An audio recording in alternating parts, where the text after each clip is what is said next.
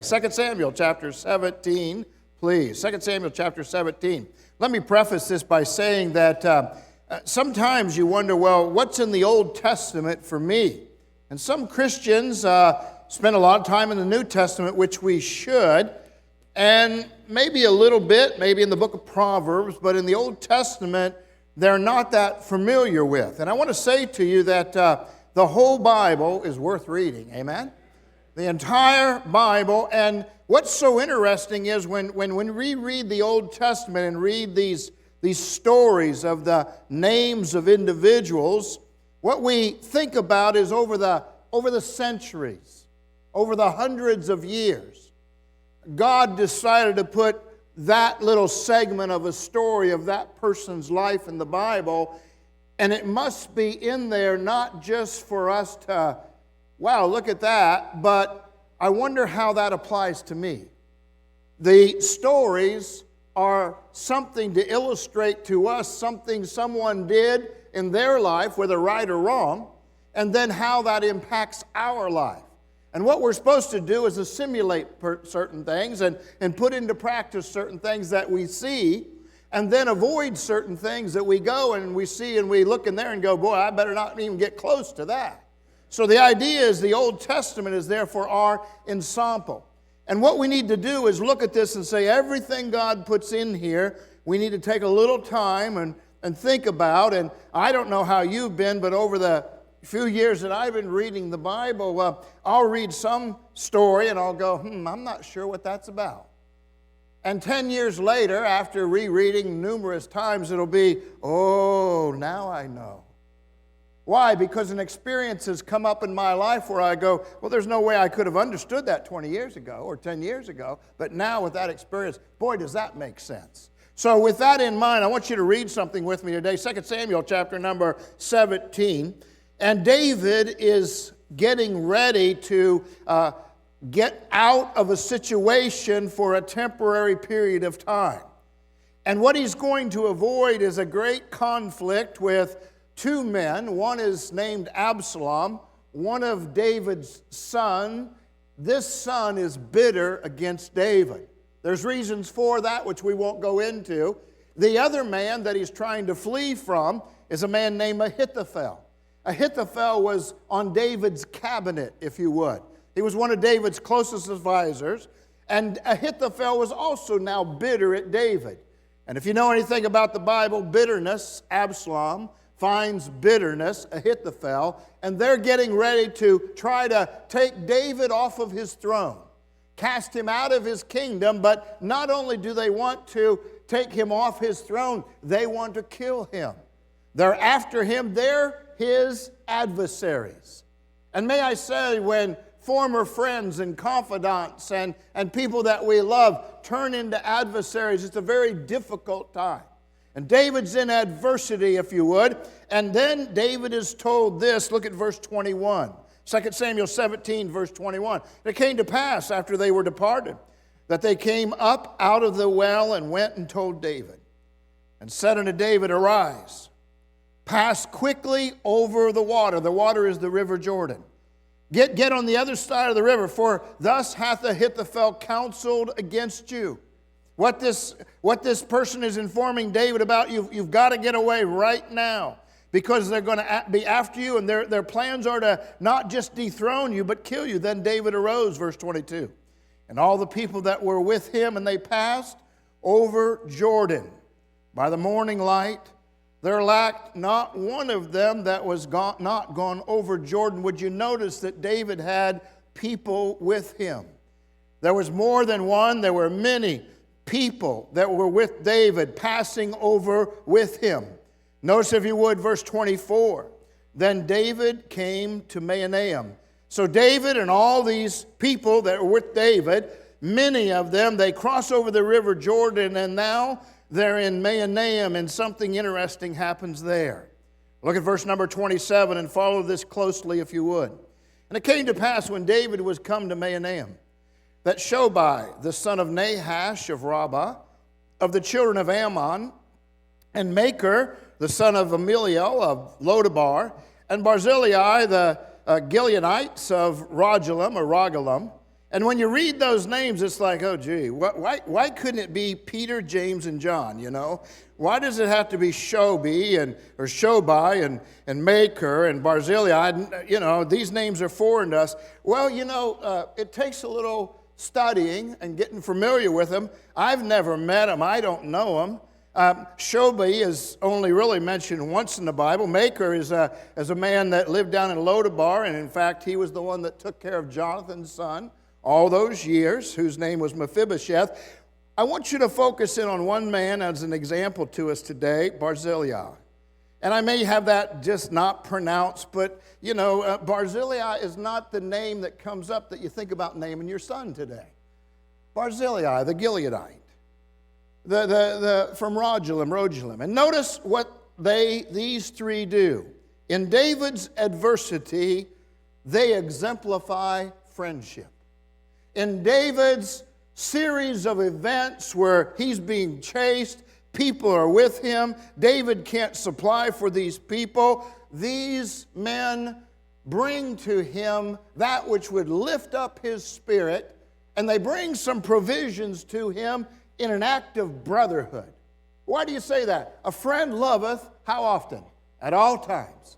And a brother is born for adversity. Proverbs 17. And so they exemplify brotherhood. And notice what they do in verse 28. They brought beds. Now, understand something. In those days, we're not talking about a queen-size mattress here. You know, a lot of them were mobile, and they brought these beds, probably rolled up mats, if you would, basins, earthen vessels, wheat, barley, flour, parched corn, beans, lentils, parched pulse. Now you say, that's not what I'm having for lunch. The point of it is there was a lot of people there, and somebody went out of their way to organize, I'm going to say this, semi-trailers full of goods that were necessary to bring to David and those that were following him that which would lift them up, that which would help. Notice they brought honey and butter. Now we're talking. Sheep, cheese of kine for David, and for the people that were with him to eat, for they said, the people is hungry and weary and thirsty in the wilderness. They're fleeing. There's a lot of emotions. There's a lot of tensions going on.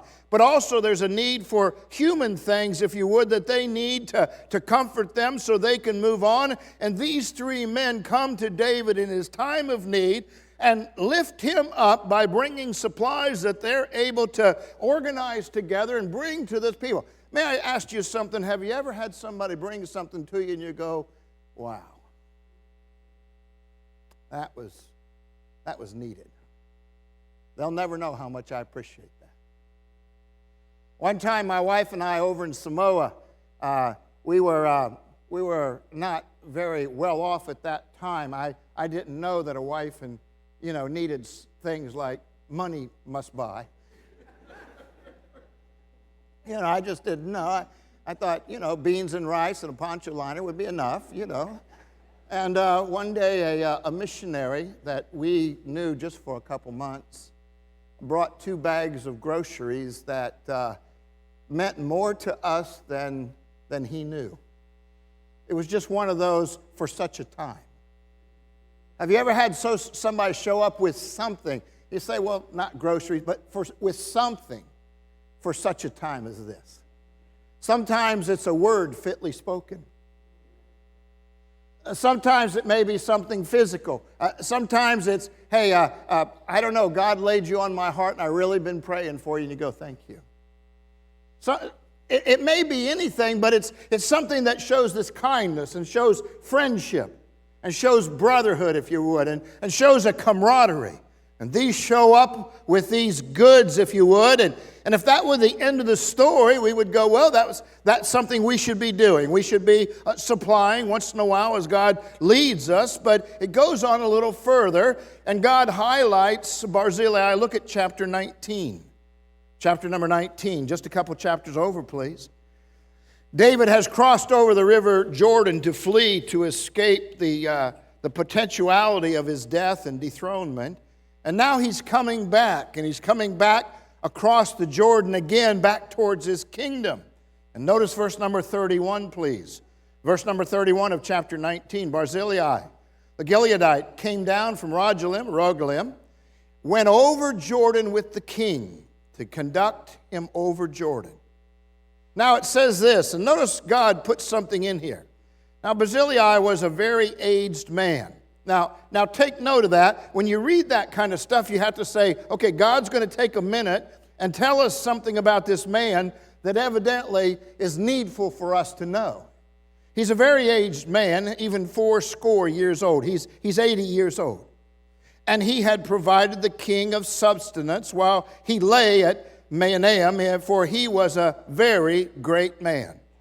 Well, what the king says to Barzillai is verse 33, Come thou over with me, and I will feed thee with me in Jerusalem. Come back with me to the king. Come back with me to the kingdom.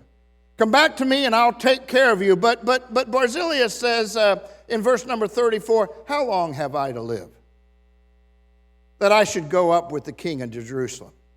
I am this day 80 years old. I'm 80 years old. And can I discern between good and evil? Can thy servant, speaking about himself in the third person, can I taste what I eat or what I drink? Can I hear any more the voice of singing men and singing women? Wherefore then should thy servant, me, he's talking about himself, be yet a burden unto my lord the king? You know what he says? I'm happy here. I'm comfortable here. I'm 80 years old. You know, all the singing and the food and all that stuff. You know what? That's all well and good. What I'm saying to you this morning is Barzillai did not help David to get something back from him. What do you mean? It was a one-way deal. Barzillai brought things to David and all his servants, to all his people in sacrifice, but he didn't do it to be recompensed. He didn't do it like, what's in it for me? You know what he said? Look, I'm old enough now, and none of that stuff really matters to me anymore. Thank you for the offer, but he turns it down, if you would. And what he says is, verse 37, look at verse 37, Let thy servant, I pray thee, turn back again, that I may die in mine own city.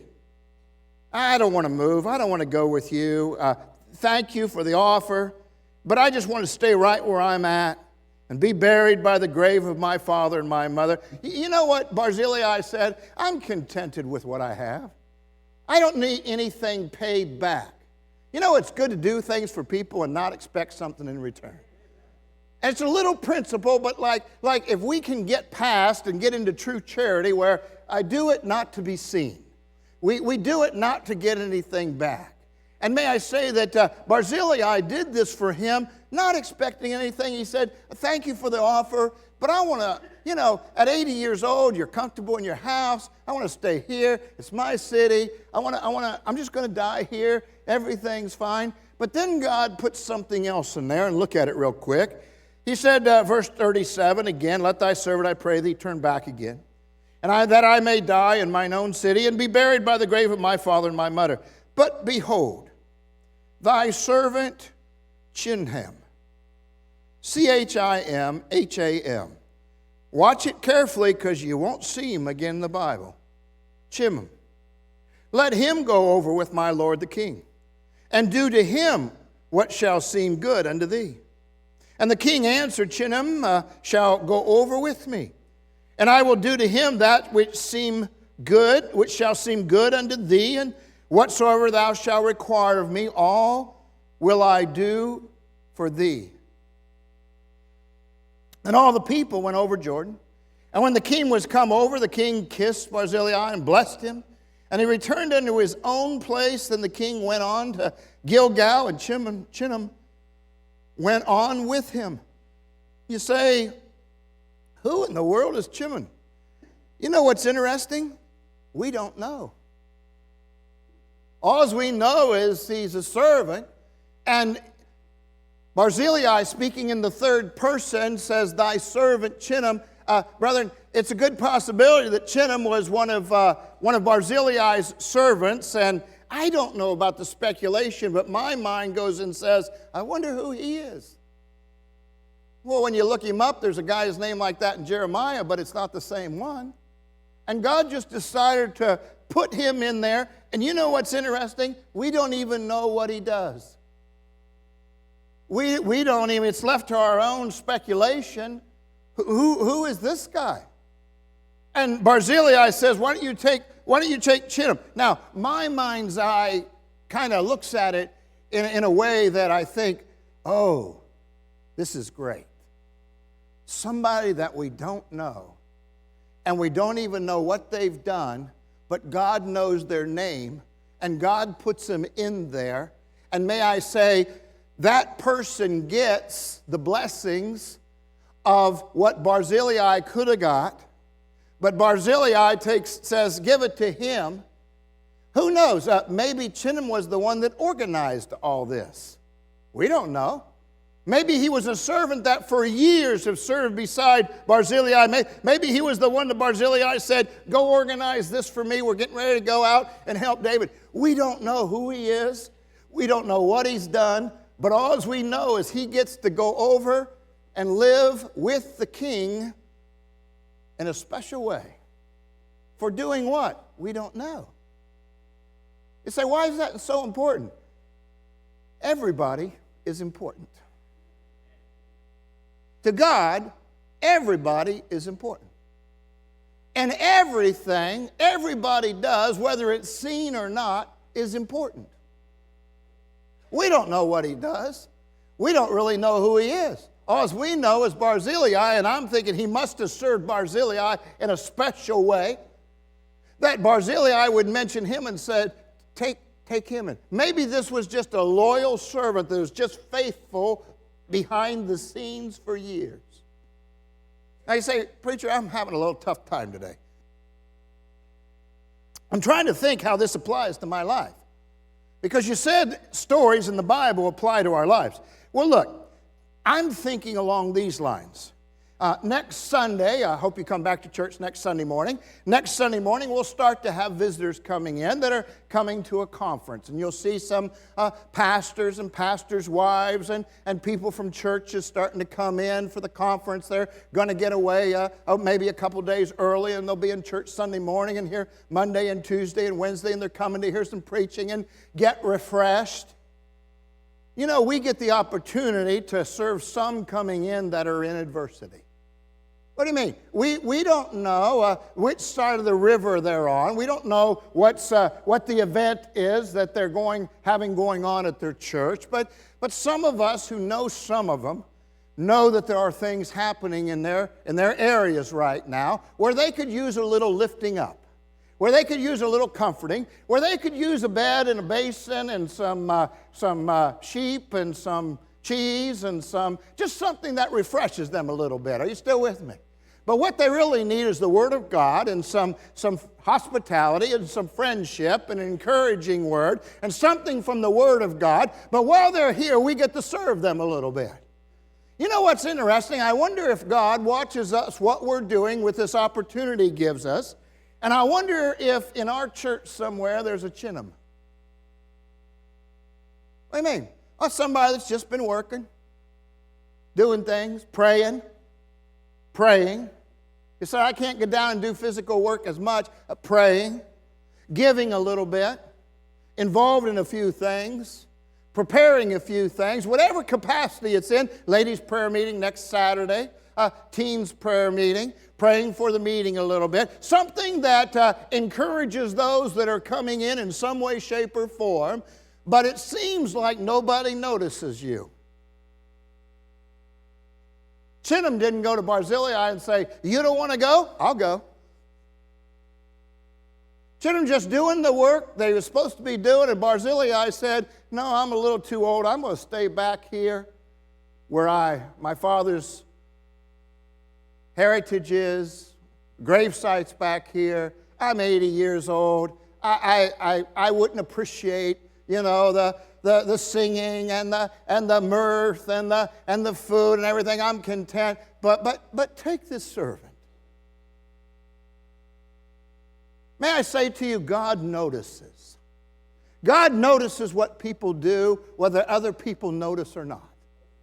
God recognizes and notices what people do, whether we stand up and give accolades or not. God takes note of those who just quietly do work behind the scenes, not expecting anything. And once in a while, God says, now let me do something for you. You did that, whatever it was, and we don't know what it is. We don't know who he is. We don't know his prominence. We don't know anything about that. All we know is God put him in the Bible and made his name come across two times in there, 3 times in there, and it must have been important enough that he made the book of all books. And there must be a lesson in there. There must be something in there for us that says, you know, let's just do our work and not worry about whether we're called to go with the king or not. Let's just do it as unto the Lord. Let's just do it expecting nothing in return. Let's be a part of the team that Chinham, if you would, was part of Barzillai's team that went out to be a brother born for adversity. He went out to comfort a little bit. He went out possibly to organize it. I don't know. But may I say to you, even if we're in support, what we're doing is important. Don't think the most important thing to do is stand up here and preach. It is one thing to do, but what others do is important too.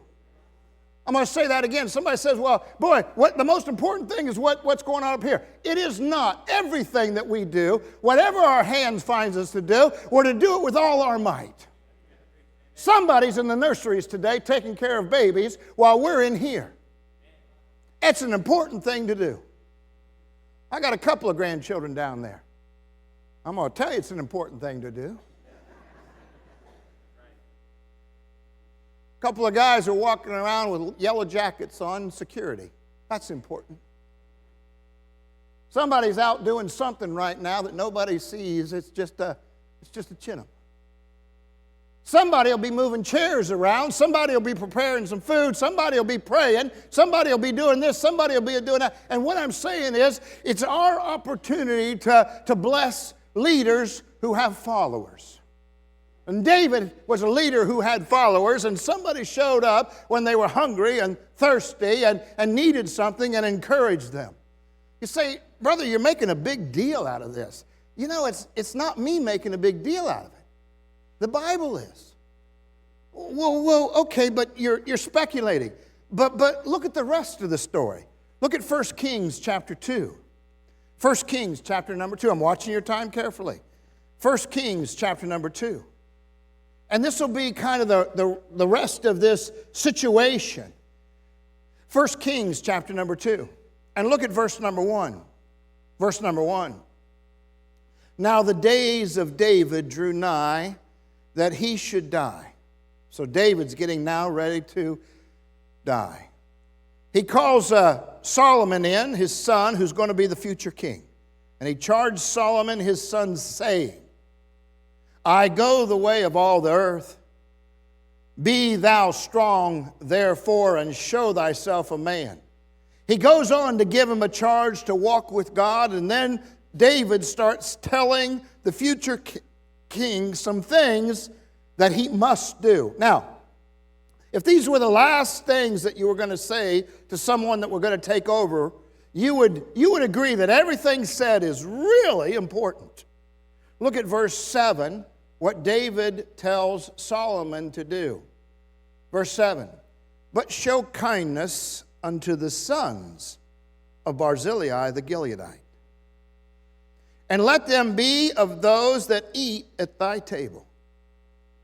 For so they came to me when I fled because of Absalom thy brother. It's one little paragraph, but God puts it in there.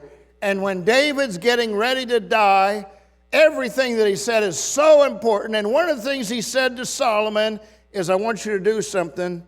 I want you to find the sons of Barzillai, the Gileadites. And I want you to bring them to the king's table. And I want you to treat them like they're your sons. Why? Because when I was in adversity, he showed up. And he brought a few things, that I really needed. You see, to David, this was more important than how I'm depicting it. Because in that day, he said to Barzillai, come over, come over. And he really wanted to repay Barzillai. And Barzillai said, I'm 80 years old. I'm good. Everything's fine. I don't need to be over there with all that. I like it right here. Take my servant. He deferred to someone else. But now Barzillai is dead. And David, whom he helped, is dying. And David says to Solomon, one other thing I want you to do is I want you to bring the sons of Barzillai. And I want you to bring them, and I want them eating at your table as one of the king's sons. That means they were going to live in the palace. That means they were going to wear certain depictions of who they are and that they were honorary members of the royal family. That means that those boys were going to be highly taken care of. Why?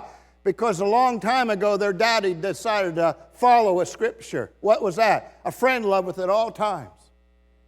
You know what Barzillai wasn't worried about? He wasn't worried about that Absalom and part of the kingdom and Ahithophel were against David. This wasn't a matter of politics, it was a matter of friendship. Well, if I help that person, what will somebody else think? Barzillai was more in, I'm out to help David because that's what I'm supposed to do. Are you still with me? And the idea was this, please listen to me. Barzillai did something that David remembered. And Barzillai is dead, but you know who benefited?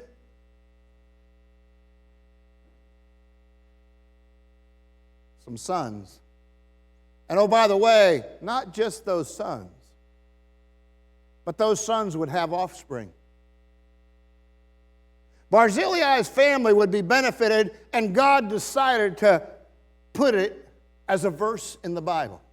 You never know what we do over the next few weeks might affect something in our next generations to come. Oh, come on, preacher, you're making something up. No.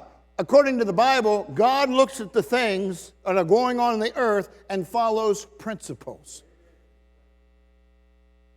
Well, that's all Old Testament. All right, one in the New Testament, and we'll say, God bless you. Look at Galatians.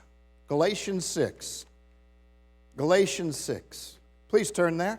Last one. Galatians 6. You know, opportunities come along. And please, please, please, brethren, let's not miss opportunities to fulfill Scriptures. Here's the New Testament version of maybe what just happened. Galatians chapter 6, verse number 9. Verse number 9. And let us not be weary in well-doing. For in due season we shall reap if we faint not. As we have therefore opportunity, let us do good unto who? Say it. All men. Say it again. Let us do good unto who? All men. Especially unto them who are of the household of faith. If we have an opportunity, we're supposed to do good.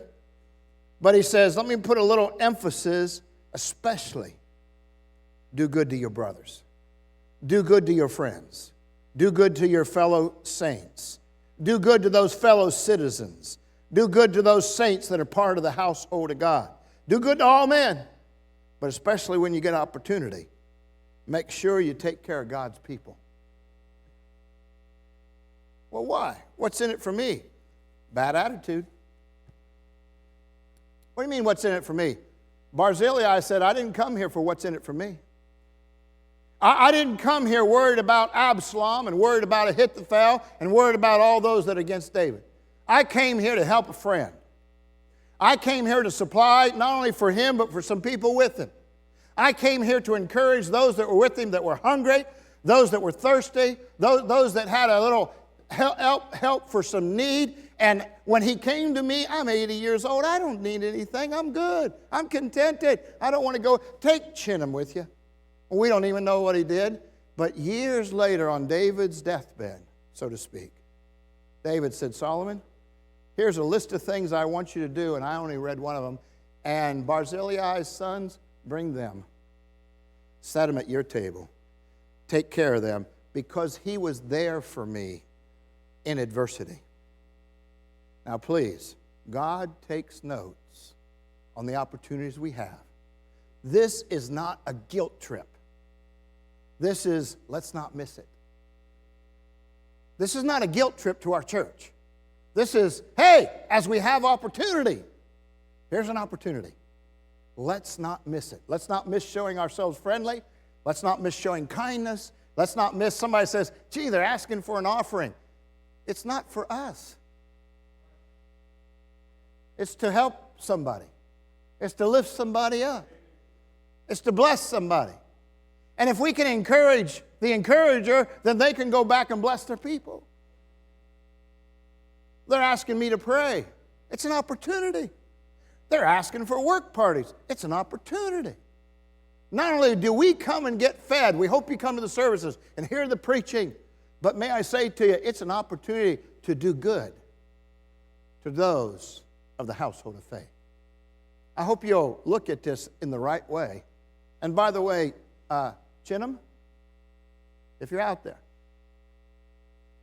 even though nobody knows what you do and nobody said thank you and you didn't work recognized, God knows your name.